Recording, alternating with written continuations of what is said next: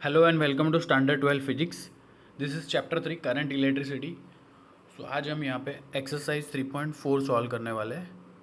So question ए और B दोनों में डिवाइड किया हुआ है। तो let's go into A. 3 registers 2 ohm, 4 ohm and 5 ohm are combined in parallel combination and now find the resistance of this combination। तो हमें यहाँ पे R1 R2 और R3 पैरेलल में दिए हुए हैं और हमें ये पैरेलल कॉम्बिनेशन का इक्विवेलेंट रेजिस्टेंस फाइंड करना है। तो simple, we have this formula for the equivalent resistance when we are having these resistors in parallel. So this formula is 1 by R equivalent is equal to 1 by R1 plus 1 by R2 plus 1 by R3। तो यहाँ पे हमारे पास R1 R2 और R3 की value है, वो simply यहाँ पे पुट कर देंगे। सो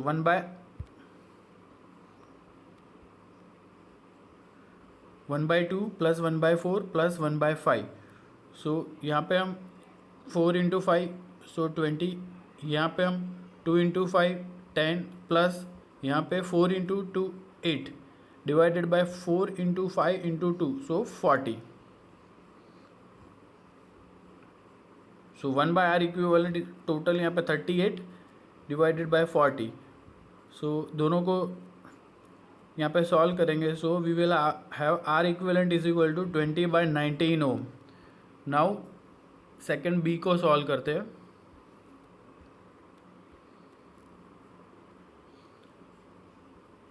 क्वेश्चन यहाँ पे दिया, if the combination is connected to a battery of 20 volt. यहाँ पे 20 वोल्ट की बैटरी लगाई हुई है। R1 R2 और R3 को यहाँ पे पैरेलल कॉम्बिनेशन में यूज़ किया हुआ है। Now and negligible internal resistance, तो बैटरी का रेजिस्टेंस यहाँ पे निग्लिजिबल है। Now find current through each resistance and total current drawn from the battery. So यहाँ पे हमें ये R1 रेजिस्टेंस में से पास जो करंट I1 हो रहा है वो यहाँ से I2 और यहाँ पे I3 वो हमें फाइंड करना है। दोस्तों आपको ये याद रखना है कि जब भी हम पैरेलल कॉम्बिनेशन में रेजिस्टेंस यहाँ पे लगा रहे हैं उस टाइम पे हमारा करंट डिवाइड हो रहा है, बिकॉज यहाँ पे करंट को फ्लो होने के लिए डिफरेंट वेज मिल रहे हैं। So in parallel combination I varies but V is same. यहाँ पे वोल्टेज जो है तीनों ही रेजिस्टेंस में क्या मिलेगा, सेम मिलेगा।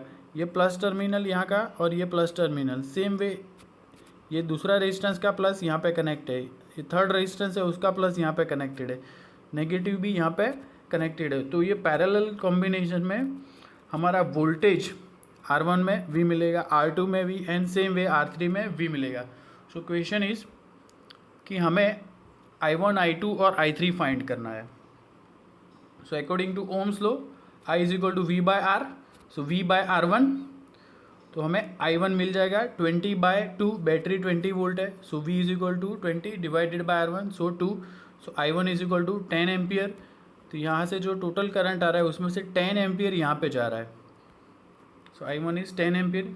सेकेंड R2 में से जो करंट फाइंड करना है I2 is equal to V by R2, so 20/4 so I2 is equal to 5 ampere. Again next current through R3 register is equal to I3 is equal to V by R3, so 20/5 is equal to 4 ampere. So यहाँ पे हमें I1 I2 और R3 तीनों की यहाँ पे value मिल गई है। I1 is equal to 10, I2 is equal to 5 and I3 is equal to 4।